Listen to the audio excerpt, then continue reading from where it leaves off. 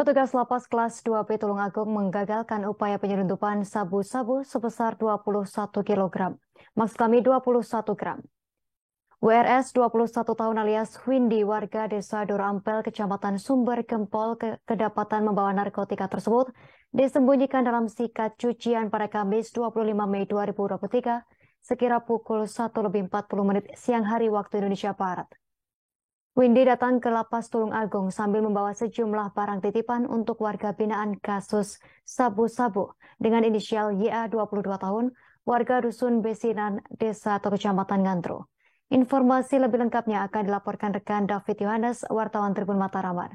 Silakan laporan Anda rekan David Yohanes. Terima kasih, Istina. Tribuners, seorang perempuan berusia 21 tahun, WRS atau biasa dipanggil Windy, kedapatan berusaha menyelundupkan sabu-sabu ke Lapas kelas 2B Tulungagung pada hari Kamis siang kemarin. Windy sebelumnya membawa sejumlah barang untuk seorang warga binaan bernama YSKL atau inisialnya YA.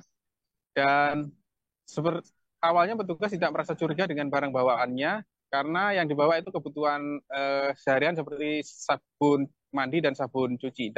Namun petugas ketika meneliti secara detail menemukan sebuah sikat cucian yang bagian kayu pegangannya itu seperti bekas digergaji kemudian dilem ulang. Karena merasa curiga, petugas kemudian membongkar sikat cucian itu di depan Windy. Dan ternyata di bawah lapisan kayu itu ada ruangan kecil dan di dalamnya ditemukan sebanyak 16 bungkusan plastik. Masing-masing bungkusan kemudian dibuka dan semuanya berisi sabu-sabu. Ketika ditimbang dengan timbangan digital, total beratnya mencapai 21 gram lebih. Karena itu, temuan ini kemudian diteruskan ke Satuan Reserse Narkoba Polres Tulungagung untuk dikembangkan. Yeskia juga dipanggil untuk dimintai keterangan, dikonfrontasi dengan Windy. Kepada petugas, Windy mengaku sebelumnya sudah 2 kali mengirimkan barang untuk Yeskia ini. Masing pertama itu mendapat upah 500.000, yang kedua mendapat upah 250.000, dan yang terakhir sebelum tertangkap kemarin dia mendapat upah 150.000. Sebelumnya ia mengaku dihubungi seseorang yang tidak dikenalnya untuk menerima barang di Pasar Senggol. Jadi orang yang mengaku adiknya Yeskiel ini kemudian meminta untuk mengirimkan barang kepada Yeskiel, namun Windy tidak kenal.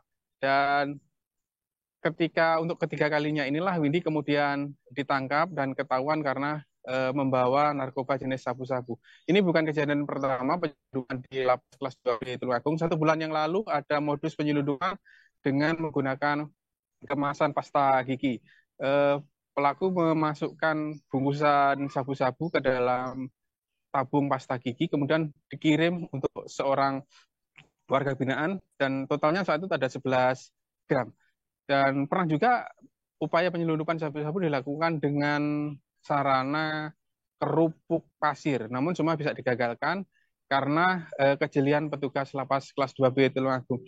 Memang upaya penyelundupan di Lapas kelas 2B Tulungagung ini semakin sulit karena sebelumnya modus penyelundupan ini dengan dilemparkan dari luar melewati pagar pembatas dan jatuh ke tengah lapangan Lapas kelas 2B. Namun saat ini petugas sudah memasang jaring sehingga tidak memungkinkan lagi narkoba dilemparkan dari luar.